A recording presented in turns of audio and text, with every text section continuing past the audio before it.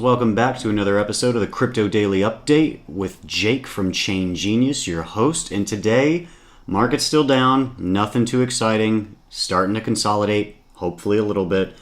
But really, I don't want to bore everyone with the terrible news that is the market because it's just pretty much red across the board.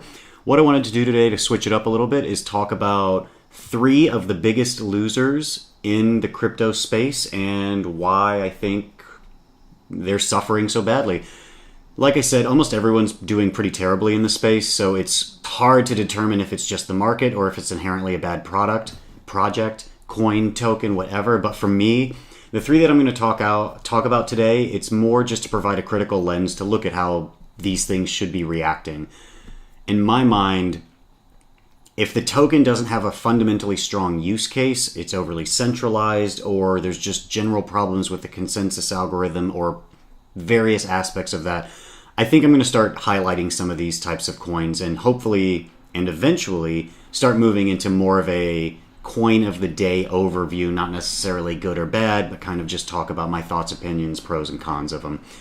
So without further ado, I'm going to hop over to this website called alltimehigh.athcoinindex.com. And the first one up on the chopping block is TenX, the PAY token. And truth be told, I actually went in on the ICO for this project. I actually like the team, but they're down 98.55% from their all-time high. And you can see based on the chart here, they actually hit their all-time high back in August of last year. Everything got pumped during the December to January hype fest. There's pretty much irrational exuberance. No one really knew why or what was going on. But for TenX, they had their primary pump back in, like I said, August of last year.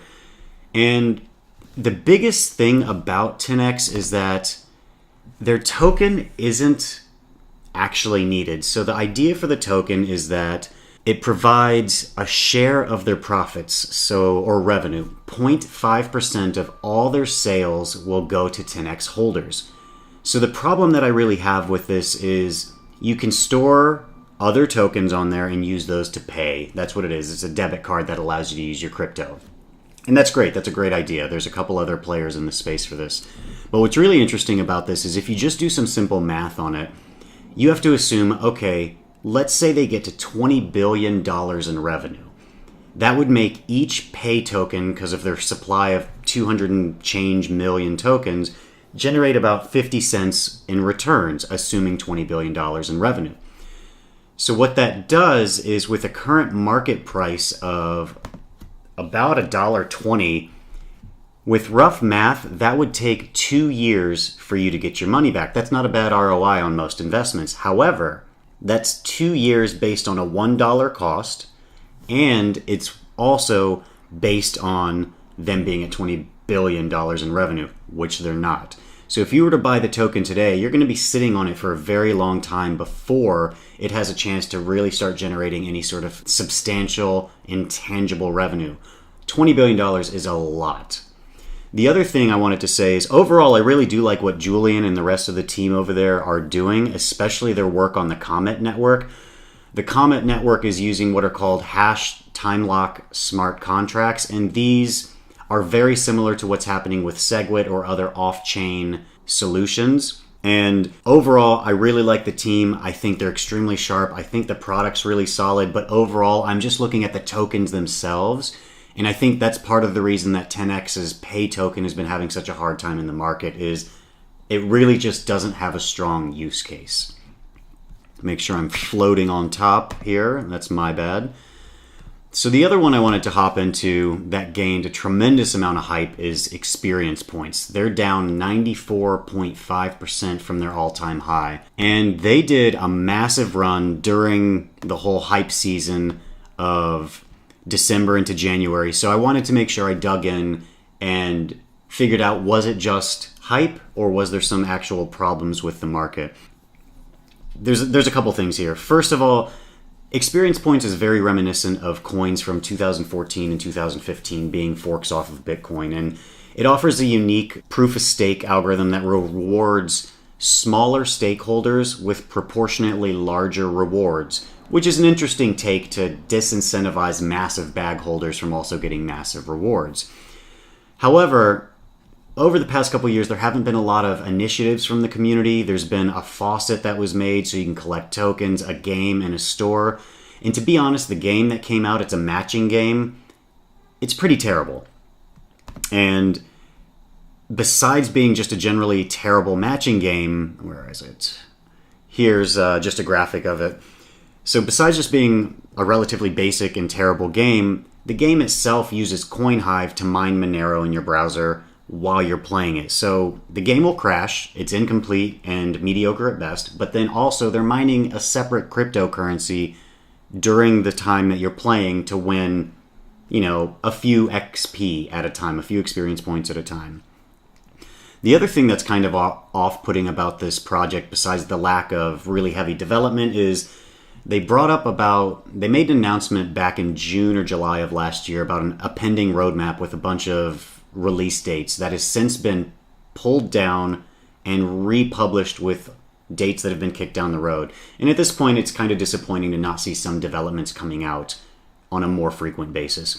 The other thing is, a few months ago when they were listed on Binance's Community Coin of the Month, which Binance does every single month, they ran a campaign, according to this Twitter post, that they were giving XP as a reward for voting on Binance. So what this did is just create a massive hype and pump and dump cycle around the coin so that everyone could get massive returns and then eventually sell it. And this coin went from, I think it was, let's look at the market cap. It went from March being under $500,000 market cap, and then at the beginning of December hitting, let's call it 10 million, and going all the way up to $1 billion in market cap in about a month and change, which is crazy.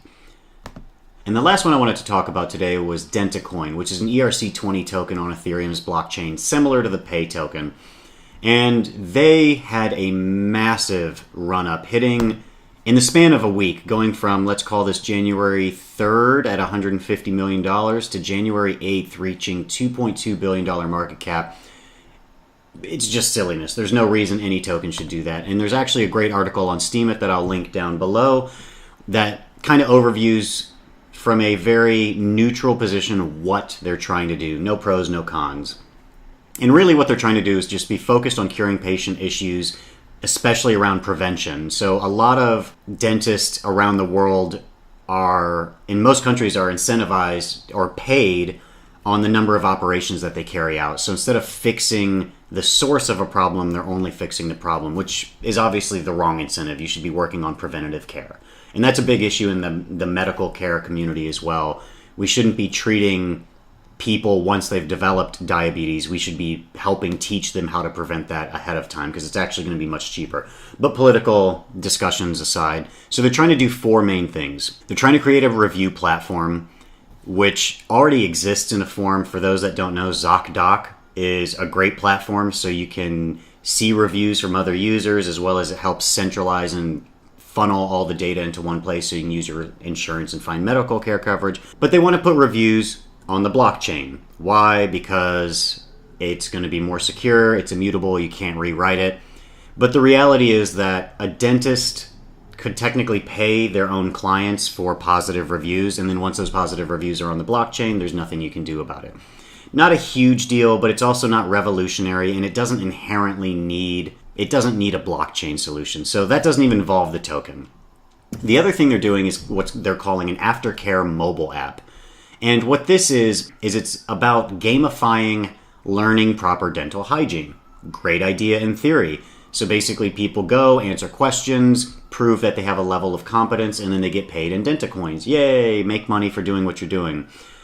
The question, though, really comes down to, yeah, you're getting paid because you're getting educated, but that should really fall on the job of the dentist, because they're considered a trusted entity. They should be the ones that are educating you and helping you develop better healthcare practices. The other thing is whether this knowledge actually translates into action, but that's a whole nother question, and there should at least be some correlation. But again, you don't have to be using a token here. You could easily use the underlying asset of Ethereum. There's no distinct inherent reason for this to use DentaToken. The third thing is a healthcare database. And this section makes sense. Controlling of your private information, you get to allow who gets access to it or not. And I have no real problems with that. I would say that's possibly the strongest single case that they have out of the four. The last one is related to an insurance concept smart contract, where it creates an environment where both, the end goal is the patient and the dentist both sign a contract saying, we're going to get your teeth to be better. Yay. And if the patient does a good job, that's great because they don't have to go get their teeth drilled. And if the dentist does a poor job, the way that this system works is the dentist pays out of pocket every time there's an issue, but if there are no issues, then this smart contract rewards them in DentaCoin. So it creates a simultaneous benefit, which I understand, but the biggest problem I'm going to have from this is, does the payout exceed the value of what the dentists are doing currently? Because if it doesn't offset what they're making in terms of their day-to-day income, there's not going to be enough of an incentive. And altruism, unfortunately, is not always a strong enough economic driver for people. The other thing is, this comes from a Reddit post, actually, I'll make sure I link all of this, and it actually comes from another dentist, and he says his biggest concern is that dentistry will always be a heavily regulated profession, which it is, and the governing body is going to be very hesitant to allow dentists to accept or use DentaCoin. The other concern with the contract is that although it sounds amazing in theory because it promotes prevention, which is great, everyone should be promoting prevention, is how would a regulating body ever endorse something like this? As a dentist, and this is true in a lot of medical communities, as a dentist, you can't just choose to break off contact with a patient because they don't come in for regular cleanings or they're not following rules or brushing at home. You have a requirement as a medical professional to provide service to these people. And even though you can want to sometimes tell a patient that you can't see them anymore, once they're in your care as a medical professional, a dentist in this case, it's your responsibility to make sure that their well-being is taken care of. That's just not how patient-doctor relationships work. And the only time, according to this thread, that a dentist really can dismiss someone is if they're just being abusive or consistently missing appointment after appointment or refusing to pay. Very flagrant things, but if they have bad behavior, you can't just stop seeing a patient because of that. The core takeaway is that concept would be illegal, so it forces the dentist into an awkward situation where there's just not a massive use case for it.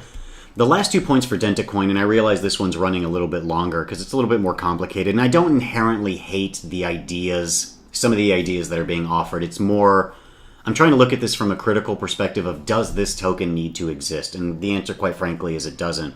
The last two issues are, during the token sale, the first token sale, so they're doing more than one, they only sold a total of 4% of the outstanding tokens, which is absurd. That means most of it is centrally controlled by the DentaCoin team. The other thing is they issued 8 trillion tokens, which they just basically did moon math. There's no real reason for that. Ken did 10 trillion as well. And that doesn't inherently mean it's a bad thing. You can issue less. You don't want to issue too few. But 10 trillion, psychologically, you're dealing with coins that are worth a fraction of a penny, which is just hard conceptually to determine its intrinsic value. The other thing is, since this is so industry specific, only to dentists, it could have been done on a semi-private blockchain where a consortium of dentists can all combine and agree on certain terms. They could have used something that's much more scalable like Hyperledger, where it doesn't need to exist on the public blockchain. Again, it's as long as I can control as a patient my data and allow me to select which dentist gets access to it, and I'm able to monitor how often they're accessing my records, or if they want to share it, I have control of that. That's fundamentally the most important piece out of this. But all the rest of it just seems, quite frankly, it seems mostly like a money grab. And if they were really trying to focus on this from an industry level, I think it could have been solved in a few different ways. At the end of the day, this is all my opinion. Take it for what you want. And that's all I'm going to cover today. It took longer than expected. Wanted to make sure I covered them from at least a semi-high level with a little bit of depth. But if you like what I'm saying, hit that subscribe button, share it, ring the bell, tell your friends, tell your family, and until next time, peace.